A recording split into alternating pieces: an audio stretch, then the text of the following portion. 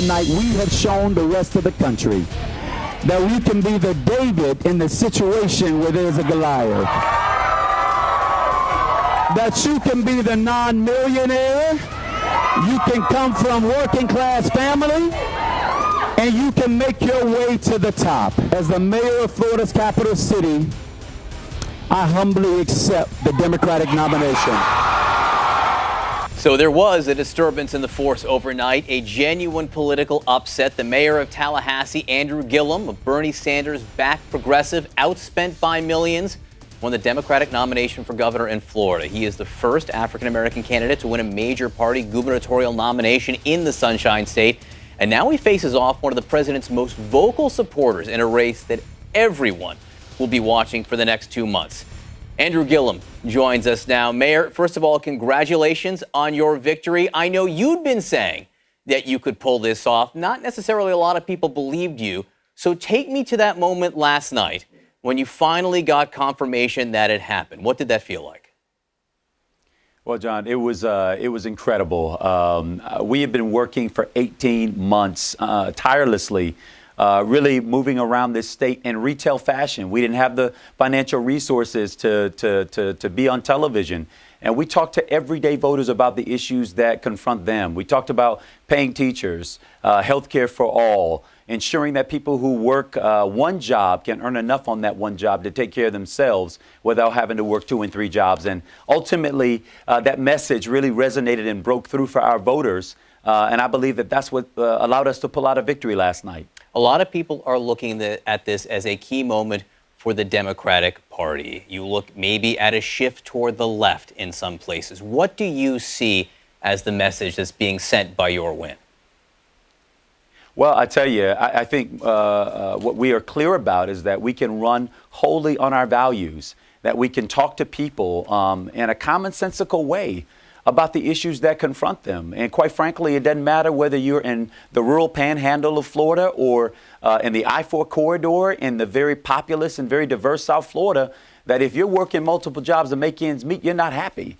If you're worried about your next illness driving you into bankruptcy, you're uncertain about that and uneasy. If you're seeing the toxic algae blooms that are flowing out of the east and the west side of this state, killing off sea life and also impacting our quality of life, you're also pretty upset about that. And so what my candidacy offered was, quite frankly, a foil for all those issues to say, you know what, we can talk about those things, excite our voters, and give them something to vote for and not just against. In a Democratic primary, the question is, will it work in a general election?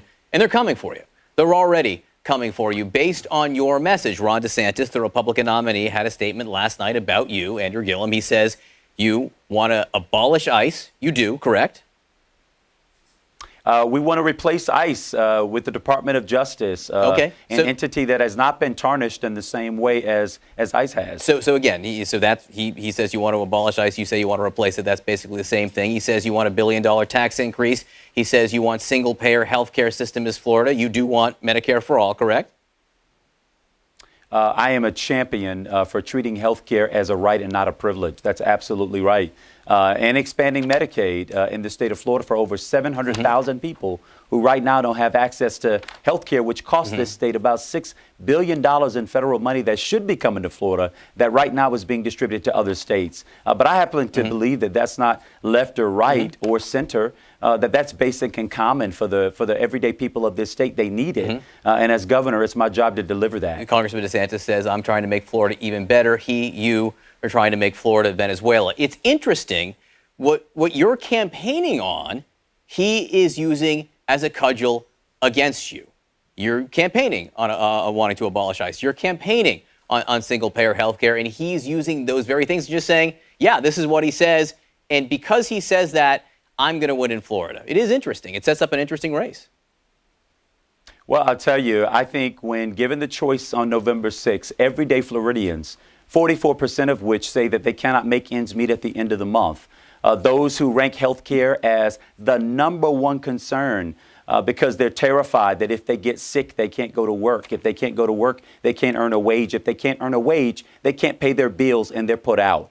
That's the everyday lived experience for far too many people. We've got to create an economy, again, in this state that works for more people. Low wage is not going to work for the future of Florida. Florida's future, its greatness depends on us tackling some of these problems that make us an attractive state to call home. So part-time resident Donald Trump, the president of the United States, is a big supporter of Ron DeSantis. You know the president will play in this election. Are you scared of the possible influence he'll have? No, I mean, Donald Trump and Ron DeSantis are both scraping from the bottom of the barrel. I actually believe that Florida and its rich diversity are going to be looking for a governor who's going to bring us together, not divide us, not misogynists, not racists, not bigots.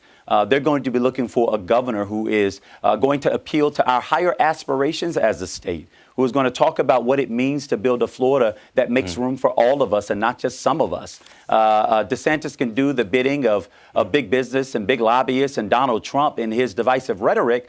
I'm going to be here to do the business of the people of the state of Florida. That's the job of the governor of this state. It won't be your job if you are elected governor, but do you think the president should be impeached? I absolutely do. I think he's already incriminated himself by interfering with the Department of Justice, firing Jim Comey, of whom I'm no fan of, but basically obstructing justice. And ever since that time, he has only driven deeper down a pretty dark hole, not only for himself, but for this country. Do you think Democrats should run on a platform of impeachment?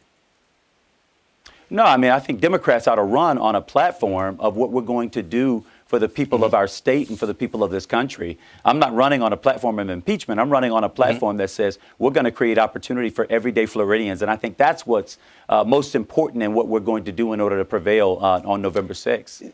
One of the issues that is a national issue, and we see it across the states, is the idea of draining the swamp, getting rid of corruption in politics. And there is, we understand, an FBI corruption probe into City Hall in Tallahassee. You have said you are not a target of this investigation, but your campaign has been up front for the last several months. This has been something that created problems for your campaign.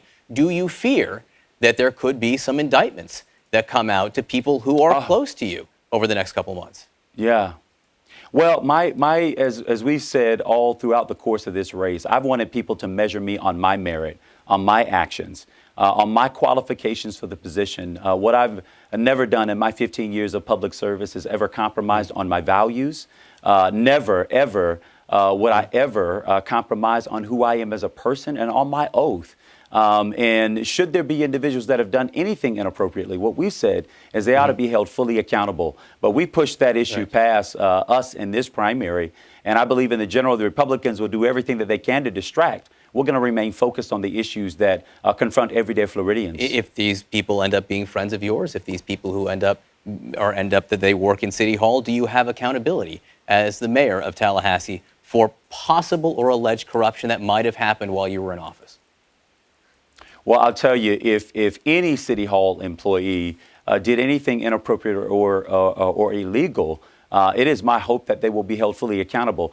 I don't believe that is the case as it relates to City Hall employees. This investigation seems to have centered around an individual. And if that is the case, obviously everybody ought to have their day in court.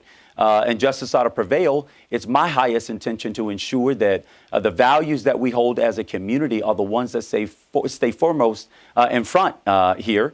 And that is the hardworking people in our government that have made us a world-class community. And I believe that we'll see ourselves through this, and my community will be better for having arise out of the challenge. When we talked to you last night, when Don Lemon talked to you, I know Bernie Sanders had been trying to reach you overnight to give you a congratulations. He endorsed you late in this race. Did he finally reach you? Did he have a chance to talk to the senator? You know what? We ended up trying to get a call scheduled for today. I'm looking forward to speaking to the senator. I was so honored to have his support in this race. He came in right on time for us, I have to tell you, and helped to catapult us forward.